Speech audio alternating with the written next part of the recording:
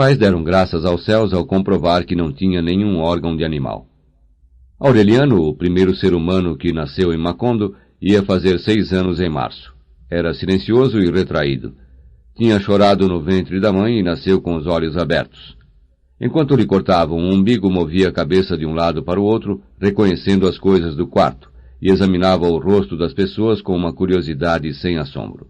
Depois, indiferente aos que vinham conhecê-lo, manteve a atenção concentrada no teto de palmas, que parecia estar quase desabando sob a tremenda pressão da chuva. Úrsula não tornou a se lembrar da intensidade desse olhar até o dia em que o pequeno Aureliano, na idade de 3 anos, entrou na cozinha no momento em que ela retirava do fogão e punha na mesa uma panela de caldo fervente. O garoto, perplexo na porta, disse: "Vai cair." A panela estava posta bem no centro da mesa, mas logo que o menino fez o anúncio, iniciou um movimento irrevogável para a borda, como impulsionada por um dinamismo interior, e se espedaçou no chão. Úrsula, alarmada, contou o episódio ao marido, mas este o interpretou como um fenômeno natural. Sempre fora assim, alheio à existência dos filhos, em parte porque considerava a infância como um período de insuficiência mental e em parte porque estava sempre absorto por demais nas suas próprias especulações quiméricas. Desde a tarde, porém, em que chamou os meninos para que o ajudassem a desempacotar as coisas do laboratório, dedicou-lhes as suas melhores horas. No quartinho separado, cujas paredes se foram enchendo pouco a pouco de mapas inverossímeis e gráficos fabulosos, ensinou-os a ler e escrever e a fazer contas, e falou das maravilhas do mundo, não só até onde chegavam os seus conhecimentos, mas forçando a extremos incríveis os limites da sua imaginação.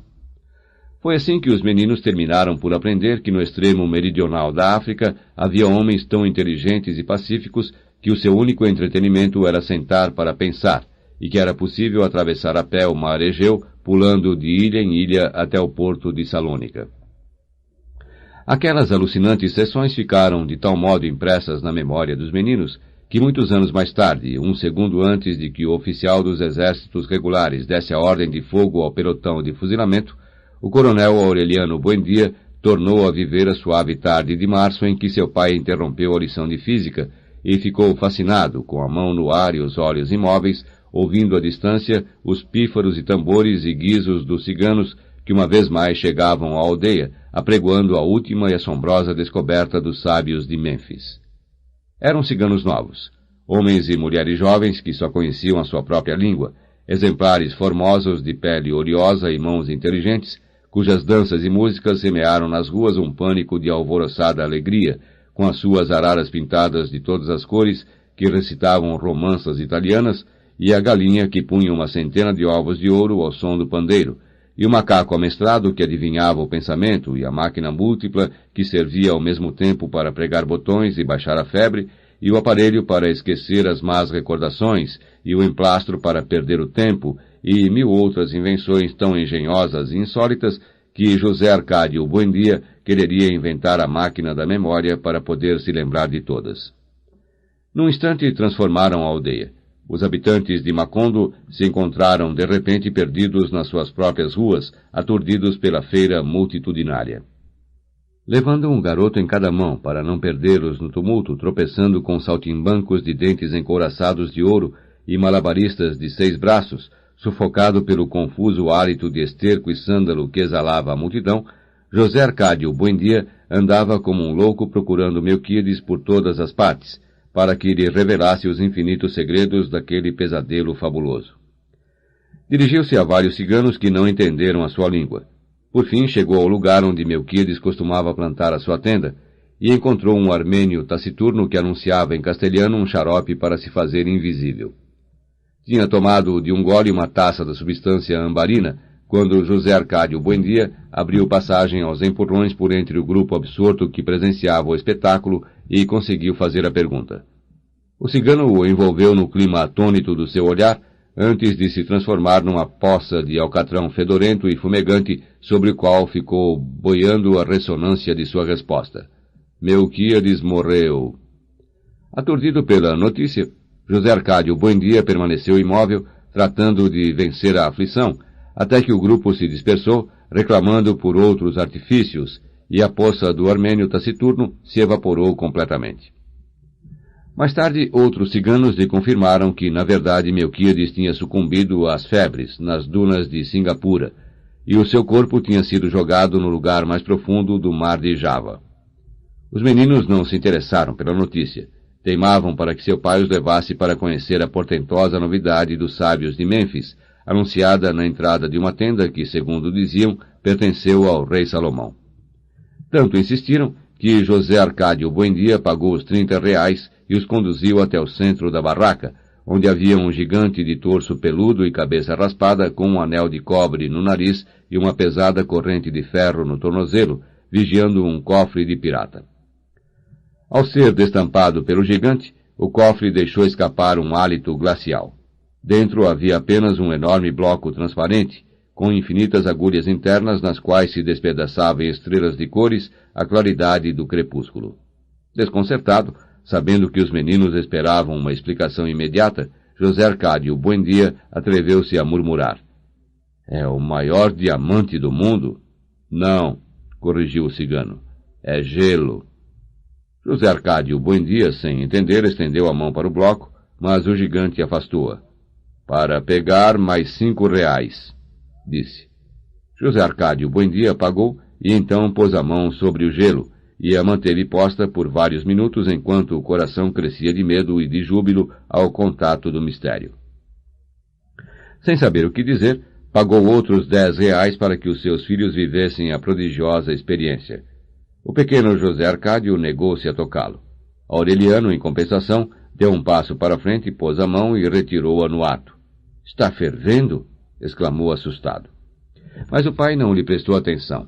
Embriagado pela evidência do prodígio, naquele momento se esqueceu da frustração das suas empresas delirantes e do corpo de Melquíades abandonado ao apetite das lulas. Pagou outros 5 reais e, com a mão posta no bloco, como que prestando um juramento sobre o texto sagrado, exclamou: Este é o grande invento do nosso tempo. CD 2. Quando o pirata Francis Drake assaltou Rio Hacha no século XVI, a bisavó de Úrsula Iguarán se assustou tanto com o toque de alarma e o estampido dos canhões que perdeu o controle dos nervos e se sentou num fogão aceso. As queimaduras converteram-na numa esposa inútil para toda a vida. Não podia sentar-se a não ser de lado, acomodada em almofadas, e seu andar deve ter ficado muito estranho, porque nunca voltou a caminhar em público. Renunciou a todo tipo de hábitos sociais, obcecada pela ideia de que o seu corpo desprendia um cheiro de coisa chamuscada. A madrugada a surpreendia no quintal, sem se atrever a dormir, porque sonhava que os ingleses, com seus ferozes cães de fila, entravam pela janela do quarto e a submetiam a vergonhosas torturas com ferros em brasa. Seu marido, um comerciante aragonês com quem tinha 2 filhos, gastou metade da loja em remédios e divertimentos, procurando a maneira de aliviar os seus terrores. Por fim, liquidou o negócio e levou a família para viver longe do mar, numa aldeia de índios pacíficos na encosta da serra, onde construiu para a mulher um quarto sem janelas para que os piratas dos seus pesadelos não tivessem por onde entrar. Na escondida encosta, vivia há muito tempo um nativo plantador de tabaco, o Sr. José Arcádio Buendia, com quem o bisavô de Úrsula fez uma sociedade tão produtiva que em poucos anos os dois juntaram fortuna. Vários séculos depois, o tataraneto do nativo se casou com a tataraneta do aragonês. Por isso, cada vez que Úrsula subia pelas paredes com as loucuras do marido, pulava por cima de 300 anos de coincidências e maldizia a hora em que Francis Drake assaltou o Rio Hacha. Era um mero recurso de desabafo, porque na verdade estavam ligados até a morte por um vínculo mais sólido que o amor, uma dor comum de consciência. Eram primos entre si, tinham crescido juntos na antiga encosta que os antepassados de ambos haviam transformado com o trabalho e os bons costumes num dos melhores povoados da província. Apesar do casamento deles ser previsível desde que vieram ao mundo, quando expressaram a vontade de se casar, os próprios parentes tentaram impedir. Tinham medo de que aqueles saudáveis fins de 2 raças secularmente entrecruzadas passassem pela vergonha de engendrar lagartos. Já existia um precedente tremendo. Uma tia de Úrsula, casada com um tio de José Arcádio Buendia, teve um filho que passou toda a vida de calças larguíssimas e frouxas, e que morreu de hemorragia depois de ter vivido 42 anos no mais puro estado de virgindade, porque nascera e crescera com uma cauda cartilaginosa em forma de sacarrolhas e com uma escova de pelos na ponta. Um rabo de porco que nunca deixou ser visto por nenhuma mulher e que lhe custou a vida quando um açougueiro amigo lhe fez o favor de cortá-lo com a machadinha de retalhar.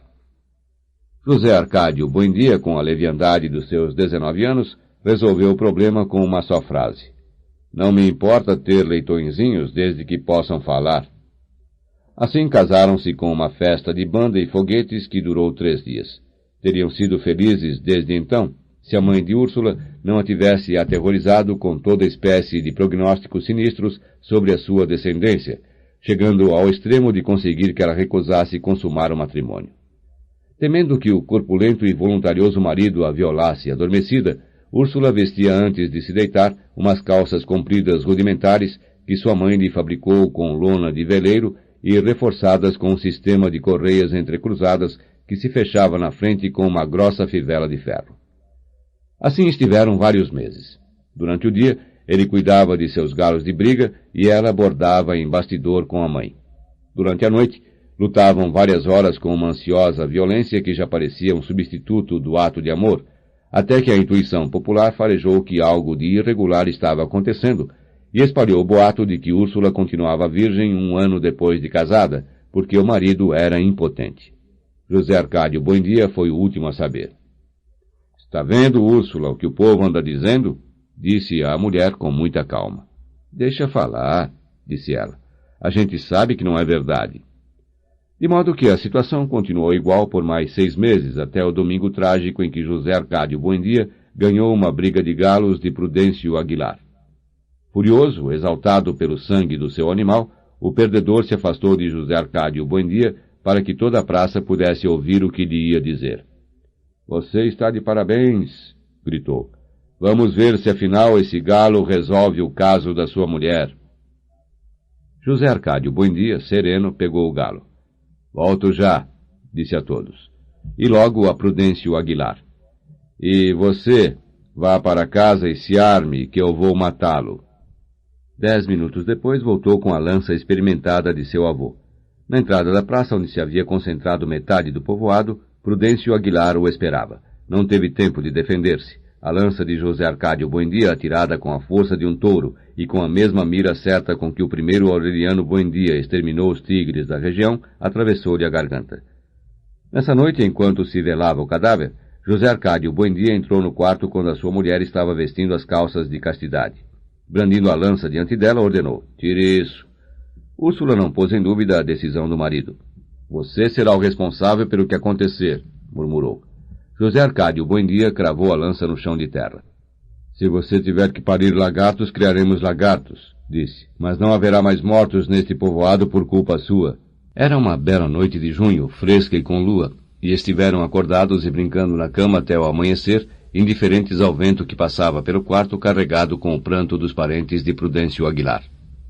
O caso foi classificado como um duelo de honra, mas em ambos ficou uma dorzinha de consciência.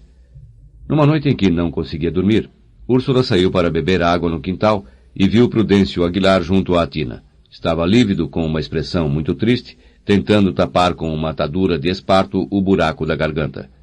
Não lhe produziu medo, mas pena. Voltou ao quarto para contar ao esposo o que tinha visto, mas ele não ligou. "Os mortos não saem", disse. "O que acontece é que não aguentamos com o peso da consciência." 2 noites depois, Úrsula tornou a ver Prudêncio Aguilar no banheiro, lavando com a atadura de esparto o sangue coagulado do pescoço. Outra noite, viu-o passeando na chuva. José Arcádio Buendia, irritado com as alucinações da mulher, foi para o quintal armado com a lança. Ali estava o morto com a sua expressão triste. "Vai pro caralho", gritou-lhe José Arcádio Buendia. "Cada vez que voltar eu o mato de novo." Prudêncio Aguilar não foi embora, nem José Arcádio Buendia se atreveu a arremessar a lança. Desde então, não conseguiu mais dormir bem. Atormentava-o a enorme desolação com que o morto havia olhado da chuva, a profunda nostalgia com que se lembrava dos vivos, a ansiedade com que revistava a casa procurando água para molhar a sua atadura de esparto. "Deve estar sofrendo muito", dizia a Úrsula. "Vê-se que está muito só." Ela estava tão comovida que, na vez seguinte que viu o morto destampando as panelas do fogão, entendeu o que procurava e desde então colocou para ele bacias de água por toda a casa. Numa noite em que o encontrou lavando as feridas no seu próprio quarto, José Arcádio Buendia não pôde aguentar mais. Está bem, Prudêncio, disse-lhe. Nós vamos embora deste povoado para o mais longe possível e não voltaremos nunca mais. Agora vá sossegado. Foi assim que empreenderam a travessia da serra.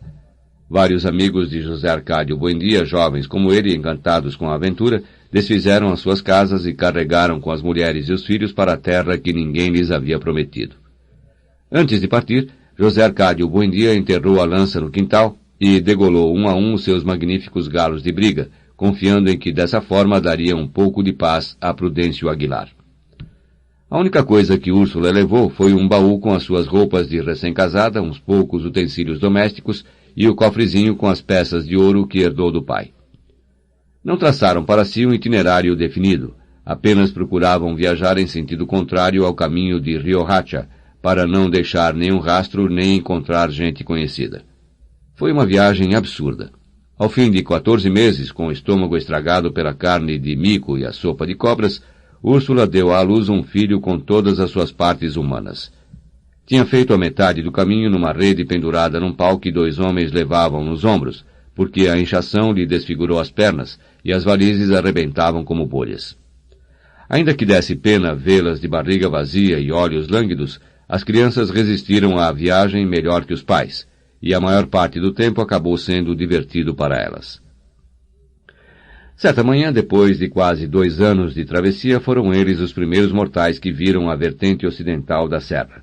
Do cume nublado, contemplaram a imensa planície aquática do grande pântano, espraiada até o outro lado do mundo. Mas nunca encontraram o mar. Certa noite, depois de andarem vários meses perdidos entre os charcos, já longe dos últimos índios que haviam encontrado no caminho, acamparam às margens de um rio pedregoso cujas águas pareciam uma torrente de vidro gelado. Anos depois, durante a Segunda Guerra Civil, o coronel Aureliano Buendia tentou seguir aquela mesma rota para apanhar Riohacha de surpresa, e aos 6 dias de viagem compreendeu que era uma loucura. Entretanto, na noite em que acamparam junto ao rio, as hostes de seu pai tinham aspecto de náufragos sem escapatória, mas o seu número tinha aumentado durante a travessia, e todos estavam dispostos, e conseguiram, a morrer de velhice. José Arcádio Buendia sonhou essa noite que naquele lugar se levantava uma cidade ruidosa, com casas de paredes de espelhos. Perguntou que cidade era aquela, e lhe responderam com um nome que nunca tinha ouvido, que não possuía significado algum, mas que teve no sonho uma ressonância sobrenatural. Macondo. No dia seguinte, convenceu seus homens de que nunca encontrariam o mar. Ordenou-lhes derrubar as árvores para fazer uma clareira junto ao rio, no lugar mais fresco das margens, e ali fundaram a aldeia. José Arcádio Buendia não conseguiu decifrar o sonho das casas com paredes de espelhos até o dia em que conheceu o gelo. Então acreditou entender o seu profundo significado. Pensou que num futuro próximo poderiam fabricar blocos de gelo em grande escala, a partir de um material tão cotidiano como a água, e construir com eles as novas casas da aldeia. Macondo deixaria de ser um lugar ardente, cujas dobradiças e aldrabas se torciam de calor, para converter-se numa cidade invernal. Se não perseverou nas suas tentativas de construir uma fábrica de gelo, foi porque no momento estava positivamente entusiasmado com a educação dos filhos, especialmente a de Aureliano, que havia revelado desde o primeiro momento uma rara intuição alquímica. O laboratório tinha ressurgido da poeira. Passando em revista as notas de Melquíades, agora serenamente, sem exaltação da novidade, em prolongadas e pacientes sessões, tentaram separar o ouro de Úrsula do entulho aderido ao fundo do caldeirão. O jovem José Arcádio mal participou do processo. Enquanto seu pai só tinha corpo e alma para o laboratório, o voluntarioso primogênito, que sempre fora grande demais para sua idade, converteu-se num adolescente monumental. Mudou de voz. O buço povoou-se de uma penugem incipiente. Certa noite, Úrsula entrou no quarto quando ele tirava a roupa para dormir e experimentou um confuso sentimento de vergonha e piedade. Era o primeiro homem que via nu além de seu marido, e estava tão bem equipado para a vida que lhe pareceu anormal. Úrsula, grávida pela 3ª vez, viveu de novo os seus terrores de recém-casada. Naquela época ia à sua casa uma mulher alegre, desbocada, provocante, que ajudava nos trabalhos domésticos e sabia ler o futuro nas cartas. Úrsula falou-lhe do filho. Pensava que a sua desproporção era algo de tão desnaturado como o rabo de porco do primo. A mulher soltou uma gargalhada estridente que repercutiu por toda a casa como um riacho de vidro. Pelo contrário, disse, será feliz. Para confirmar o seu prognóstico, trouxe o baralho à casa poucos dias depois e se trancou com José Arcádio num depósito de grãos contíguo à cozinha. Colocou as cartas com muita calma sobre uma velha mesa de carpintaria, dizendo qualquer coisa enquanto o rapaz esperava perto dela, mais chateado que curioso. De repente estendeu a mão e o tocou. Que monstro! Disse sinceramente assustada, e foi tudo o que pôde dizer. José Arcádio sentiu que os seus ossos se enchiam de espuma, que tinha um medo lânguido e uma enorme vontade de chorar. A mulher não lhe fez nenhuma insinuação, mas José Arcádio a continuou procurando toda a noite no cheiro de fumaça que ela tinha nas axilas e que lhe ficou metido debaixo da pele. Queria estar com ela a todo momento, queria que ela fosse a sua mãe, que nunca saíssem da despensa e que ela lhe dissesse que monstro, e que tornasse a tocá-lo e a dizer-lhe que monstro. Um dia não pôde suportar mais e foi procurá-la em sua casa. Fez uma visita formal, incompreensível, sentado na sala sem pronunciar uma palavra. Naquele momento não a desejou. Achava-a diferente, inteiramente alheia à imagem que inspirava o seu perfume, como se fosse outra. Tomou o café e abandonou a casa deprimido. Nessa noite, no espanto da insônia, tornou a desejá-la com uma ansiedade brutal, mas então não a queria como era na despensa, mas como havia sido naquela tarde. Dias depois, de um modo intempestivo, a mulher o chamou à sua casa, onde estava sozinha com a mãe, e o fez entrar no quarto com o pretexto de ensinar-lhe um truque de baralho. Então o tocou com tanta liberdade que ele sofreu uma desilusão depois do estremecimento inicial, e experimentou mais medo que prazer. Ela lhe pediu que nessa noite fosse procurá-la. Ele concordou para sair da situação, sabendo que não seria capaz de ir. Mas de noite, na cama ardente, compreendeu que tinha de ir procurá-la, ainda que não fosse capaz. Vestiu-se às tontas, ouvindo na escuridão a repousada respiração do irmão, a tosse seca do pai no quarto vizinho, a asma das galinhas no quintal, o zumbido dos mosquitos, o bumbo do seu coração e o desmesurado bulício do mundo em que não tinha reparado até então, e saiu para a rua adormecida. Desejava de todo o coração que a porta estivesse trancada e não simplesmente encostada, como ela lhe havia prometido. Mas estava aberta. Empurrou-a com a ponta dos dedos e as dobradiças soltaram um gemido lúgubre e articulado que teve uma ressonância gelada nas suas entranhas. Desde o momento em que entrou, meio de lado e tratando de não fazer barulho, sentiu o cheiro. Ainda estava na saleta onde os 3 irmãos da mulher penduravam as redes em posições que ele ignorava e que não podia determinar nas trevas, de modo que lhe faltava atravessá-las às cegas, empurrar a porta do quarto e orientar-se ali de maneira que não fosse se enganar de cama. Conseguiu. Tropeçou com os punhos das redes, que estavam mais baixas do que ele supusera, e um homem que roncava até então mexeu-se no sonho e disse com uma espécie de desilusão. Era quarta-feira. Quando empurrou a porta do quarto, não pôde impedir que ela roçasse o desnível do chão. De repente, na escuridão absoluta, entendeu com uma irremediável nostalgia que estava completamente desorientado. Na estreita peça dormiam a mãe, outra filha com o marido e 2 crianças, e a mulher que talvez não o esperasse. Teria podido se guiar pelo cheiro, se o cheiro não andasse em toda a casa, tão enganoso e ao mesmo tempo tão definido como tinha estado sempre na sua pele. Permaneceu imóvel um longo momento, perguntando-se assombrado como tinha feito para chegar a esse abismo de desamparo, quando uma mão com todos os dedos estendidos que tateava nas trevas tropeçou-lhe na cara. Não se surpreendeu, porque sem saber tinha estado esperando por isso.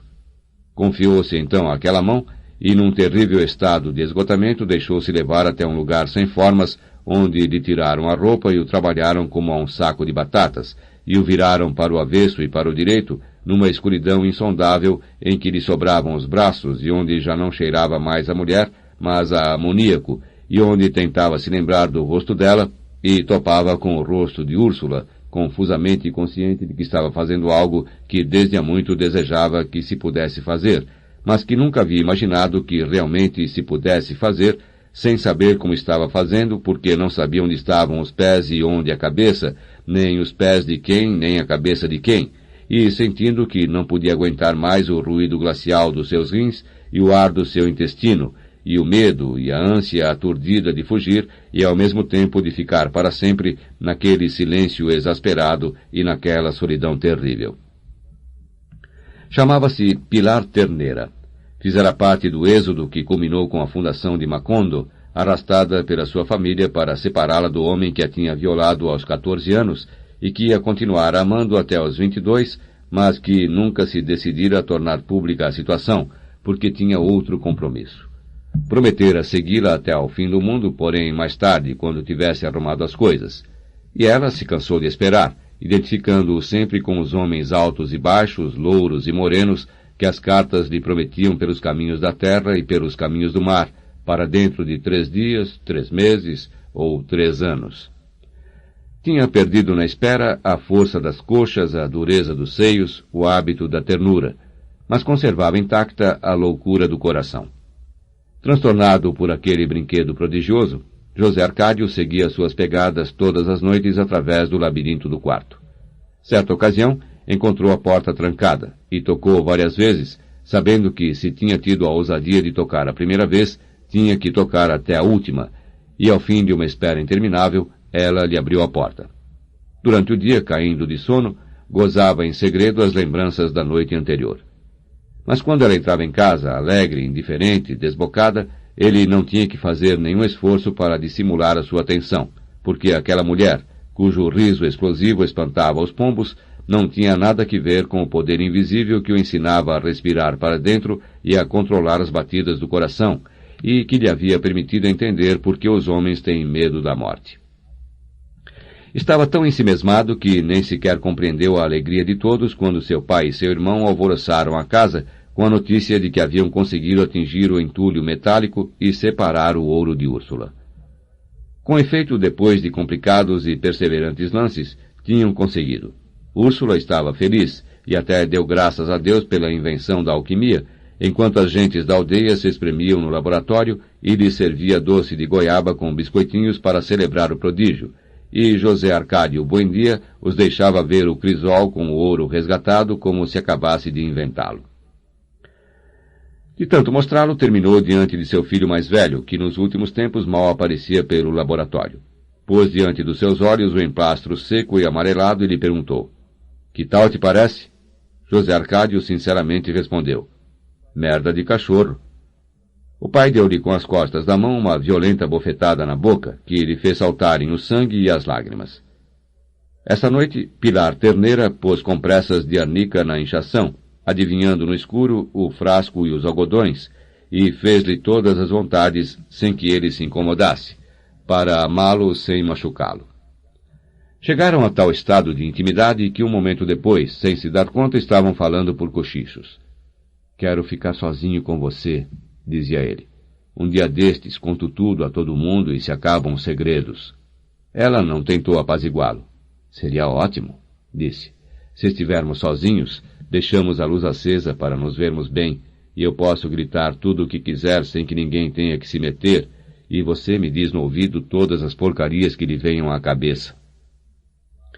Esta conversa, o rancor magoado que sentia contra o pai e a iminente possibilidade do amor desaforado, inspiraram-lhe uma serena valentia. De modo espontâneo, sem nenhuma preparação, contou tudo ao irmão. No princípio, o pequeno Aureliano só compreendia o risco, a imensa possibilidade de perigo que implicavam as aventuras de seu irmão, mas não conseguia imaginar a fascinação do objetivo. Pouco a pouco se foi contaminando de ansiedade. Fazia-o contar as minuciosas peripécias, identificava-se com o sofrimento e o gozo do irmão, sentia-se assustado e feliz.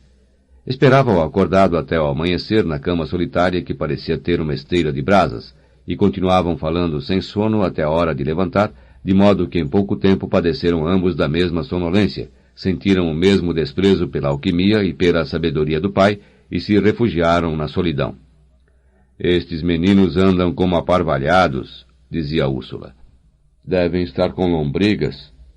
Preparou-lhes uma repugnante porção de erva de Santa Maria amassada, que ambos beberam com imprevisto estoicismo,